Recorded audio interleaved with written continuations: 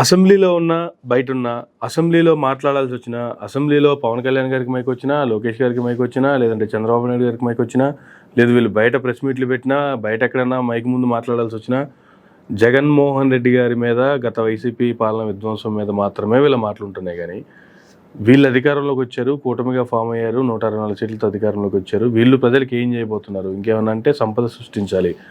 సంపద సృష్టించాలంటే మీ దగ్గర ఏమైనా ఐడియాలు ఉంటే వచ్చి చెవుల్లో చెప్పండి, మేము ఆచరణలో పెడతామని చెప్తున్నారు.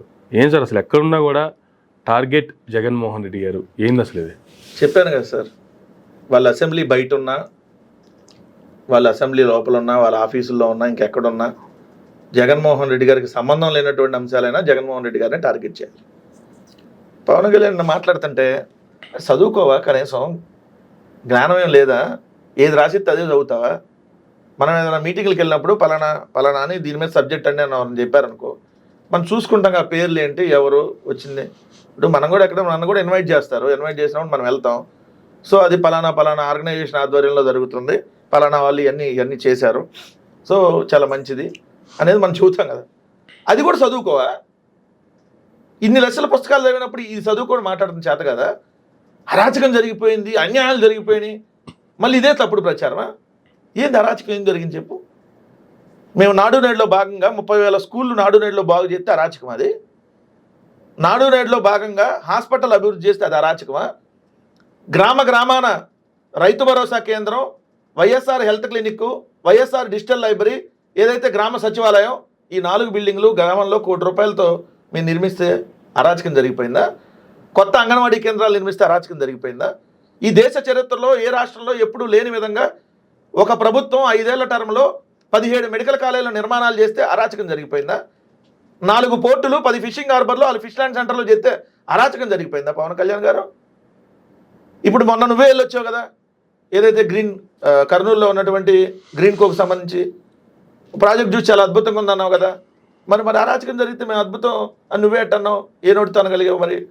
మళ్ళీ ఇప్పుడు అసెంబ్లీలో రాసిచ్చింది చావటమేనా? రాసిచ్చి చదివి మాట్లాడితే వైఎస్ఆర్ కాంగ్రెస్ పార్టీ సంబంధించి జగన్ గారి మీద విమర్శ చేయటము, నువ్వు ఏదో అయిపోయిందంటే వీళ్ళందరూ. ఇదైతే నాకు ఇంకొక మాట అంటే నేను ఆశ్చర్యం కలిగింది. చంద్రబాబు నాయుడు గారికి మీకు హ్యాట్సప్ అంట. ఇది వైఎస్ఆర్ కాంగ్రెస్ పార్టీ వాళ్ళు తట్టుకొని నిలబడినందుకు చంద్రబాబుకి హ్యాట్సప్ చెప్పాడు నిన్న. 40 ఏళ్ళు ఎలా ఉండగలిగారు అసలు మీరు అసెంబ్లీలోనే?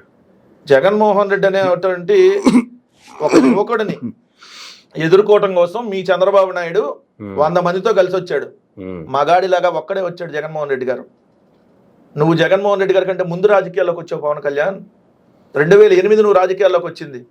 పంచెల ఓడదీసి తంతానన్నావే, ఆ పంచెల్లోకి దూరేలే కదా. పంచెల్లోకి దూరి 4 ఏళ్ళు మళ్ళీ కోమాలోనో ఆ పంచెల్లోనో ఉండి 4 ఏళ్ల తర్వాత మళ్ళీ పంచె నుంచి బయటకు వచ్చి, కాంగ్రెస్ పార్టీ అనే పంచె నుంచి బయటకు వచ్చి మళ్ళీ జనసేన అనే పార్టీ పెట్టి జగన్మోహన్ రెడ్డి గారిని ఎదుర్కోవడం కోసం, నువ్వు సింగిల్గా ఎమ్మెల్యే అవడం కోసం 6 జెండాలు మోసావు కదా. అది జగన్ గారి పవర్ అంటే. కానీ ముఖ్యమంత్రి పదవి కోసం ఎప్పుడు అడ్డదారి దొక్కలేదు కదా, అది జగన్మోహన్ రెడ్డి గారు అంటే. ఎమ్మెల్యే పదవి కోసం వాళ్ళు ఏ ముష్టి వేసినా చాలని చెప్పి ముష్టిగా వెళ్ళి వాళ్ళ దగ్గర అడుక్కుంటున్నావు కదా, అది నీ బతుకు పవన్ కళ్యాణ్. జగన్మోహన్ రెడ్డి గారిని ఎప్పుడు కూడా పోల్చుకో మాకు. ఎందుకంటే మీరందరూ గుంట నక్కలు, ఇక్కడ సింగిల్గా సింహం. ఎన్ని రకాల మీరు గుంట నక్కలు ఎన్ని ఎత్తులేసి వచ్చినా, ఎన్ని రకాలుగా ఈవీఎంల దాకా మేనేజ్ చేసి వచ్చినా 40కి అయితే తగ్గలేదు కదా. అంటే ఒరిజినల్గా 62-63% రావాల్సింది. అంటే మీరు జగన్మోహన్ రెడ్డి గారిని ఎట్టా తట్టుకున్నాడు చంద్రబాబు నాయుడు గారు అంటున్నారు కదా. తట్టుకోలేకే కదా పారిపోయింది, తట్టుకోలేకే కదా దేహి అంట వెళ్ళి బీజేపీ దగ్గరకు అడుక్కుంది. జగన్మోహన్ రెడ్డి గారిని తట్టుకోలేకే కదా 45 ఏళ్ల రాజకీయ జీవితం, నువ్వేమో 30 ఏళ్ళ సినిమాల్లో ఉండి మీరందరూ ఇన్ని పార్టీలు పెట్టి ఏకమైంది. జగన్మోహన్ రెడ్డి అనే ఒక మగాడిని తట్టుకోలేకే కదా మీరందరూ కలిసి ఏకమైంది. సో మాట్లాడితే ఇక్కడ ఏదో అరాచకం జరిగిపోయింది. అరాచకం అంటే ఏంటో చెప్పమంటావా? నువ్వు చెప్పులు చూపించినప్పుడు, నువ్వు పీకల పిసికి చంపేస్తా నా డాషుల్లారా అన్నప్పుడు, ఒక్కొక్క ఎమ్మెల్యేని పిసికేస్తా, కొరికేస్తా, నరికి పోగులేస్తా, తిత్తి తీస్తా, తోలు తీస్తా అని చెప్పి మాట్లాడినప్పుడు నిజంగా అరాచక ప్రభుత్వం అయితే ఎవడో ఒకడు వెళ్ళి నీ తోలు తీసేవాడు కదా. తీలేదంటే అరాచక ప్రభుత్వం కాదని అర్థం పవన్ కళ్యాణ్ గారు. నువ్వు ఇంతమంది తిత్తి తీస్తా, ఇంతమంది తోలు తీస్తా, పిసికి కొరికేస్తా, కొరికి నరికేస్తా అన్నావు కదా. మరి మా వాళ్ళు కూడా ఎవరో ఒకళ్ళు వచ్చి కొరికి పిసికేసే నిజంగా చేసుంటే అరే మేము అన్నా కూడా మేము నోరు మూసుకొని ఎందుకు కూర్చున్నాం, గజరాజు పోతా ఉంటే కుక్కలు మురుగుతాయా అబ్బా వదిలేయండి అబ్బా అంటాడు మా నాయకుడేమో. వాళ్ళు పొరుగుతారయ్యా వదిలేయండి మన పని మనం చేసుకుందాం అంటాడు మా నాయకుడు. అందుకని మేము వదిలేసాం. లేదా కొరికేస్తా పిసికేస్తా నరికేస్తా అంటే ఎవడొకడు ఆవేశంగా పోతారు కదా. సో ఇక మనం ఇప్పుడు ఈవీఎం డీసీఎం అయ్యాం, సనాతన ఉపము అయ్యాం. అంత ముందులాగా ఒక ప్యాకేజ్ స్టార్వే కాదు, నువ్వు ప్యాకేజ్ స్టార్ దాటి ఇంకా పదవులు వచ్చేసినాయి నీకు. ఈవీఎం డీసీఎం సనాతన ఉపము ఇన్ని వచ్చినప్పుడు కొంచెం జాగ్రత్తగా మాట్లాడాలి కదన్న పవన్ కళ్యాణ్.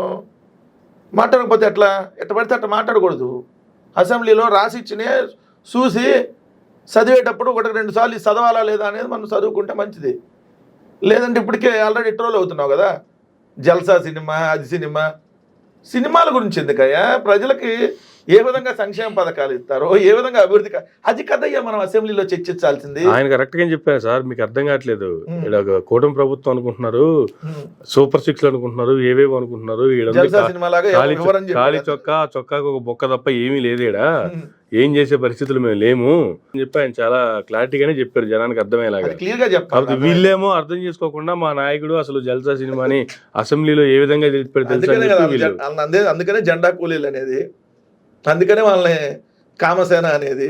వాళ్ళకి ఏం వద్దు, 4 పెన్ డ్రైవ్లు 4 వీడియోలు 4 అవి ఉంటే చాలు జనసేన వాళ్ళకి.